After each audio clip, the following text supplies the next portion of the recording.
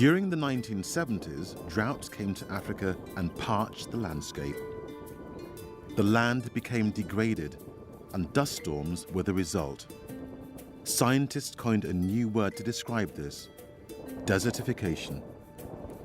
Development agencies fought back with tree planting schemes using exotic species like eucalyptus and pine. Tree nurseries became symbols of fresh hope, focal points for project activities. But many tree planting schemes failed. The wrong species were promoted, and village woodlots were unpopular. However, all around were traditional systems that outside agencies had overlooked. Indigenous trees protected by farmers in their own fields.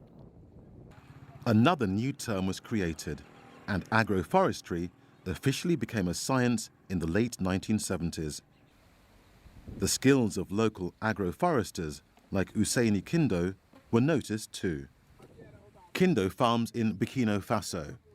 His principle is to mix indigenous species, including Bohinia, baobab, and Phyderbia with his crops. Farmers have made the best of improved rainfall and helped to re-establish agroforestry parklands on Burkina Faso's central plateau. While most of Kindo's trees come from seed-city plants, he also makes use of natural regeneration. Farmer-managed natural regeneration is the correct term for this. And in neighboring Niger, there's been a remarkable transformation in recent years. Seen from above, the difference in one village, Galma, is extraordinary. In 1975, tree cover was sparse. 3 decades later, on-farm trees dominated the landscape. But what is farmer-managed natural regeneration? Gero Chaibu leads a project that supports farmers in their efforts. He explains the technique. Well, farmer-managed natural regeneration means choosing shoots that emerge in the field. It's then a question of selecting the most vigorous ones and letting these develop. That's the first aspect of farmer-managed natural regeneration. The second is to identify the species of trees which you want.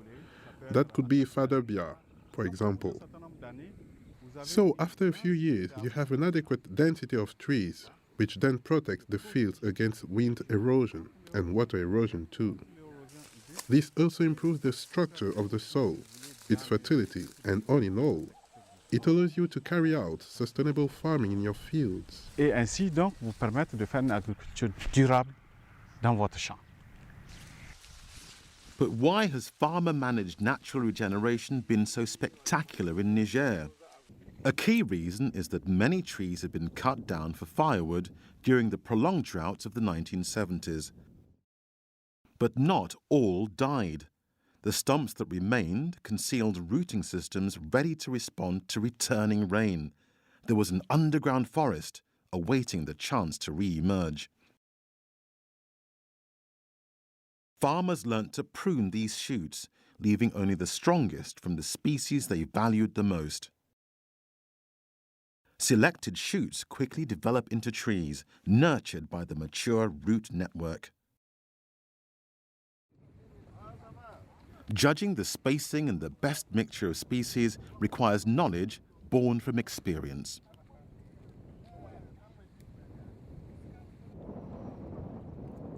Careful pruning is another essential ability. Professor Adam Tudu from the University of Niamey tells us how these skills have been sharpened and how a new mentality has simultaneously emerged. La RNA, ce n'est pas un nouveau système. La RNA a toujours été... Farmer-managed natural regeneration isn't a new system.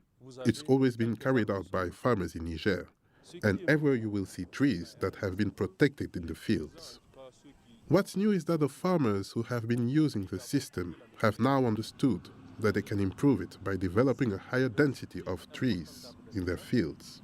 And they are aware of the fact that they must diversify the species also. They are conscious that these trees restore fertility to the soil, better than the fallow systems which have disappeared. Restauration de la fertilité des sols qui se faisait avant avec les jachères qui ont disparu. Professor Tudu recognizes that these systems are more than just technical. La RNA aussi, les arbres dans les champs, on l'a vu, un rôle social. The trees in the fields have a social role and an economic role too.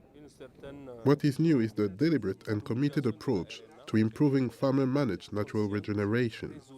On sait ce qu'on veut maintenant. This is exactly the sort of innovative, sustainable land management practice that helps create resilience in the face of climate change.